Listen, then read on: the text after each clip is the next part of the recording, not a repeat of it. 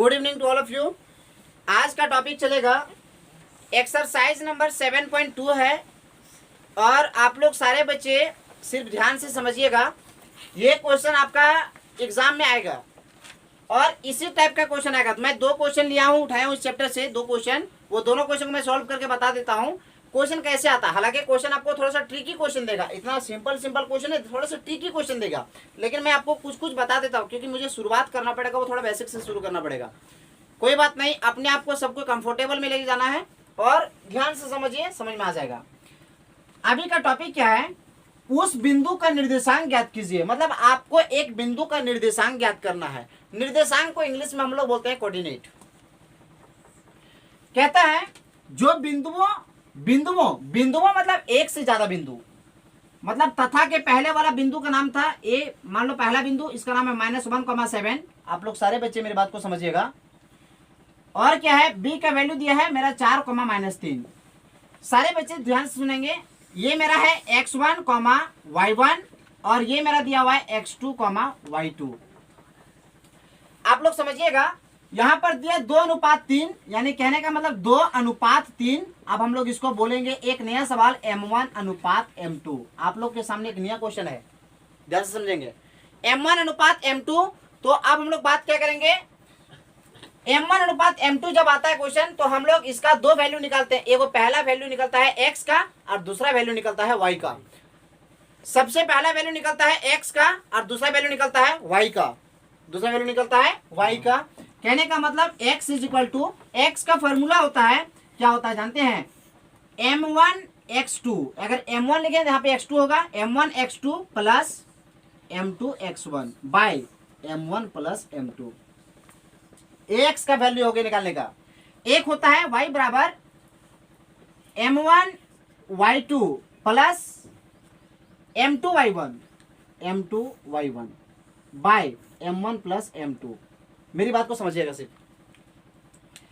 क्या कहता है, x के x हुआ बराबर के बराबर हुआ, m1 का वैल्यू 2 हुआ। आप लोग सब समझिएगा, सिर्फ बराबर के सीधा में बट्टा दीजिएगा। m1 के सीधा में 2 है तो हम लोग 2 दिए, बीच में गुना हुआ। x2 का वैल्यू मेरा हो गया 4 तो यहाँ पर 4 देंगे, प्लस के प्लस हुआ। m2 का वैल्यू 3 था तो यहाँ पर 3 देंगे, बीच में गुना, यहाँ पर गुना छिपा हुआ है। x1 का वैल्यू बोला है -1 तो यहाँ पर हम लोगों ने -1 दिया। अब m1 को m2 के साथ जोड़ने बोला है तो हम लोगों ने क्या किया, m1 का वैल्यू दिया था मेरा 2 + 3। अब यहाँ x बराबर लिखे 4 दूना 8 हो गया, प्लस माइनस हुआ, 3 एक कम 3 हुआ, 3 और 2 5 हुआ। x बराबर 8 में से 3 गया तो 5 हुआ, 5/5। अब आप लोग जानते हैं कि 5 का बड़ा 5 आता है एक बार में, x का वैल्यू 1 आया। आगे देखिए, फिर कहता है सेम क्वेश्चन चलेंगे और सेम ट्रिक से चलेंगे। उसके बाद का ट्रिक में बोलता है क्वेश्चन कि एक y का वैल्यू, हम लोग y का वैल्यू कैसे निकालेंगे, इस बराबर के सीधे बराबर देंगे।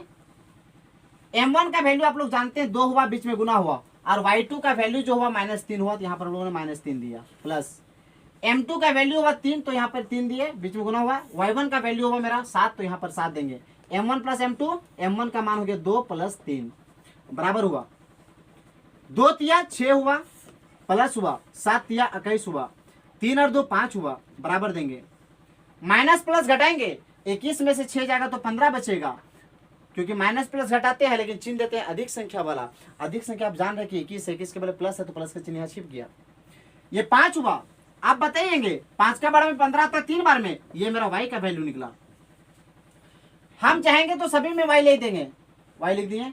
आप बोलेंगे देयरफॉर x का वैल्यू हुआ मेरा 1,3, इसका आंसर, क्योंकि बोला था निर्देशांक ज्ञात कीजिए तो निर्देशांक निकल गया।